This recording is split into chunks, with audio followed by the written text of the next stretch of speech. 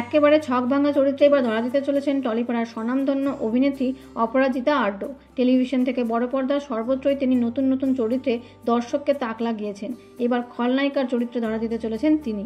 মুখ্য চরিত্রে দেখা যাবে অপরাজিতাকে। ছবির নাম বানসারা। ছবির পরিচালক আতিউল ইসলাম। ইতিমধ্যেই প্রকাশ্যে এসেছে এই ছবিতে অপরাজিতার লুক। পুরুলিয়ায় জোর কদমে চলছে ছবির প্রথম ভাগের শুটিং। ছবির নামও পুরুলিয়াকে কেন্দ্র করেই হয়েছে।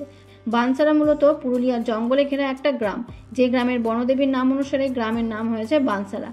সেই বনদেবী এতটাই জাগ্রত যে গ্রামের অপরাধীদের তিনি নিজে হাতেই শাস্তি দেন। অন্যায়কে দমন করা তার হলো মূল উদ্দেশ্য। প্রকাশ্যে এসেছে এই ছবিতে রাজমাতার ভূমিকায় অপরাজিতা আড্ডর লুক। একই সঙ্গে প্রকাশ্যে এসেছে ছোট রাজমাতারও লুক। অপরাজিতা আড্ডর ছোটবেলার চরিত্রে অভিনয় করছেন শিশুশিল্পী তানিশী মুখোপাধ্যায়। এছাড়াও এই ছবিতে রয়েছেন বনি সেনগুপ্ত। এছাড়াও দর্শকের জন্য আরও অনেক চমক অপেক্ষা করছে এই ছবিতে। তো বন্ধুরা, বিনোদন জগতের এমনই নিত্য নতুন আপডেট পেতে চ্যানেলটিকে অবশ্যই সাবস্ক্রাইব করবেন। ধন্যবাদ।